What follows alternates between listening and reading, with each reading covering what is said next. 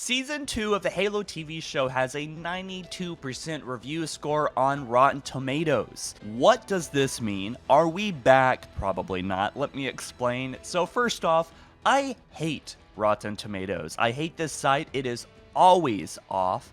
And also, we don't know what the audience score is yet. We have a handful of journalists and critics reviewing the first couple of episodes here. I believe anyway, that's what I was told. I'm not quite sure if they've seen everything, but probably just the first half or so. This site, as well as any other reviewer site, is always so disconnected from what actually people think in general. With that being said, this is actually a pretty good sign. I will admit, obviously, I want this show to be good. I want it to blow us away in the best possible way, but this is actually a really good sign. A lot of these positive reviews on Season 2 are not actually glamorous. While there still are some parts that are stuck, like the character of Chief and an over-reliance on talking, Halo Season 2 is a departure for the better of the prior season, and this is the theme of pretty much all of these reviews. This premiere feels like the showrunners finally understand that while they don't have to be too closely to the games to tell a good Halo story, it's worthwhile having some of that knowledge at least, right? The second season of Halo is pulse-pounding and intense. Where the second season goes remains to be seen, but all indications are that the Paramount Plus series has been revived and is still standing. Not exactly a glamorous, glowing review. The creative team behind Season 2 gets through the cleanup effort of Season 1 pretty quickly and sets up a much cleaner and accessible premise for Season 2. While the new season boasts plenty of action, some of the impressive directed and overall tighter focus on core premise of humanity's survival, Halo still suffers from frustratingly inert and indecisive storytelling. Positive review.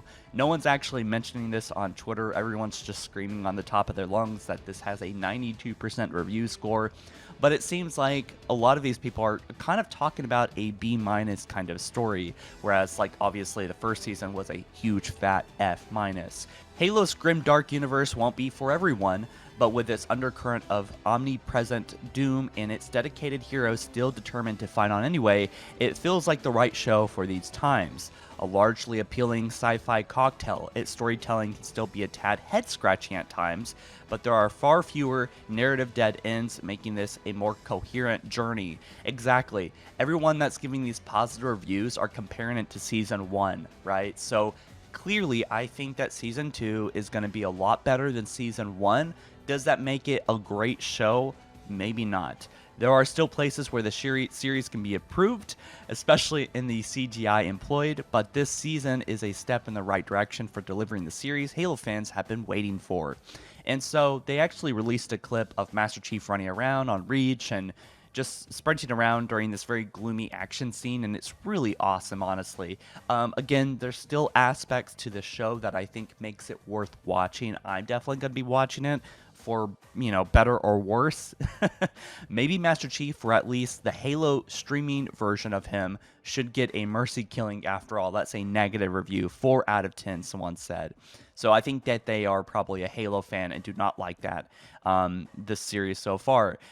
If you liked Season 1, you'll certainly love the new episodes. If you haven't tuned in yet, you won't regret starting it now. 8 out of 10. I'm not saying the show is perfect, it's a solid B. Compared to the first season, that's one hell of an improvement. So most of these reviews, it seems like, are comparing it to the first, even the very last one here, bigger than the first season and much more fine-tuned. And so what is the real rating if there was no Season 1? I'm going to guess a C+, right? But this is what I've been kind of sensing. It's going to be a solid B story where things are still a little bit all over the place, which I really don't understand how with a $90 million budget or more, actually. But with that being said, this is going to be a lot better, and if you could barely tolerate Season 1, you might be able to actually tolerate this season, because Season 2 loses what made Season 1 special, and like what the reviews seem to imply, this is good. They kind of lost Season 1. They shook off everything pretty quickly, probably in the first episode. And so whatever things that were like kind of weighing down like that storyline, like magical probably, hopefully, will just kind of be forgotten. I think it's going to be every Thursday at 12 p.m. or 12 a.m. PT, at midnight is when they're going to be releasing these episodes, I believe. So probably in a few hours after just posting this video is when the first episode's going to be out. So anyways, that'll be it, guys. Smash that like button blue if you enjoyed the content. I'll see you soon.